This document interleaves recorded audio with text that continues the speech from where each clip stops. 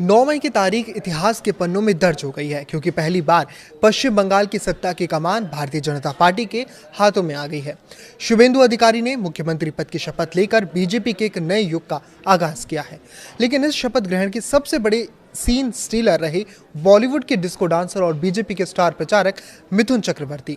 पश्चिम बंगाल की राजधानी कोलकाता आज भगवा रंग में सराबोर दिखी।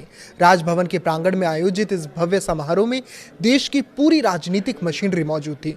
प्रधानमंत्री नरेंद्र मोदी, गृह मंत्री अमित शाह और रक्षा मंत्री राजनाथ सिंह की मौजूदगी ने यह साफ कर दिया कि बीजेपी के लिए बंगाल की ये जीत महज एक राज्य की जीत नहीं बल्कि एक वैचारिक विजय है।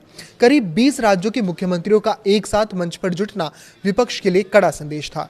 मंच पर पूर्व केंद्रीय मंत्री स्मृति ईरानी, कृषि मंत्री शिवराज सिंह चौहान और उत्तराखंड के मुख्यमंत्री पुष्कर सिंह धामी से लेकर यूपी के मुख्यमंत्री योगी आदित्यनाथ तक दिग्गज नेताओं की कतार लगी थी। लेकिन इन सब के बीच आकर्षण का केंद्र वो व्यक्ति था जिसने बंगाल की गलियों में कोबरा बनकर अपनी रैलियों से लाखों की भीड़ जुटाई थी, मिथुन चक्रवर्ती। सोशल मीडिया पर उनकी तस्वीरें और वीडियो आग की तरह फैल रही हैं। सफेद कुर्ते पजामे और अपने सिग्नेचर स्टाइल में जब मिथुन दा मंच पर पहुंचे तो नजारा देखने लायक था।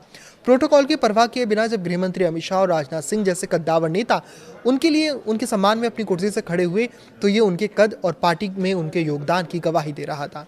प्रधानमंत्री नरेंद्र मोदी ने भी मिथुन दा से काफी देर तक आत्मीय बातचीत की, जो इस बात का संकेत है कि आने वाले दिनों में बंगाल की शासन व्यवस्था या संगठन में मिथुन चक्रवर्ती की भूमिका बेहद अहम होने वाली है। शुभेंदु अधिकारी का मुख्यमंत्री बनना बंगाल की राजनीति के ममता युग के अवसान और परिवर्तन के असली दावों की अग्नि परीक्षा है।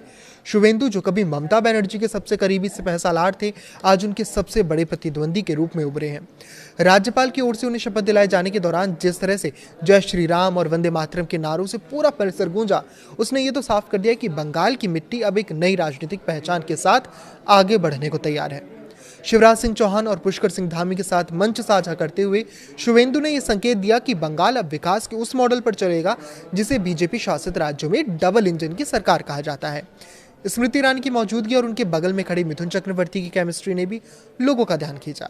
मिथुन दा का वो निराला अंदाज जिसमें सादगी भी थी और एक विजेता का आत्मविश्वास भी बंगाल के आम आदमी से सीधे जुड़ता दिख रहा है।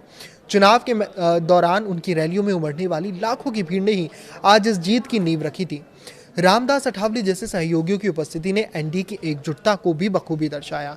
यह समारोह केवल सत्ता हस्तांतरण का नहीं था बल्कि बीजेपी का वो मेगा शो था जो आने वाले लोकसभा चुनावों के लिए एक मजबूत मनोवैज्ञानिक बढ़त प्रदान करता है।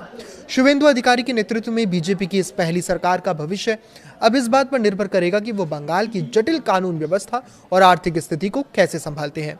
ये जीत जितनी बड़ी है, उम्मीदों का बोझ भी उतना ही भारी है। मिथुन चक्रवर्ती जैसे सांस्कृतिक प्रतीकों का सहारा लेकर बीजेपी ने बंगाली अस्मिता के साथ जो जुड़ाव बनाया है उसे अब सुशासन यानी गवर्नेंस में बदलने की चुनौती है। समाज पर इसका प्रभाव गहरा होगा। ये न केवल राजनीतिक ध्रुवीकरण के अंत की शुरुआत हो सकती है बल्कि बंगाल के औद्योगिक पुनरुद्धार का जरिया भी बन सकती है। अगर ये सरकार अपनी सोनार बांग्ला की छवि पर खरी उतरती है तो 9 मई की ये तारीख भारतीय राजनीति में एक बड़े बदलाव के प्रस्थान बिंदु के रूप में भी याद की जाएगी। बंगाल ने आज अपना फैसला सुना दिया है। अब बारी शुभेंदु अधिकारी और उनकी टीम की है कि वो इस भरोसे को हकीकत में कैसे बदलते हैं।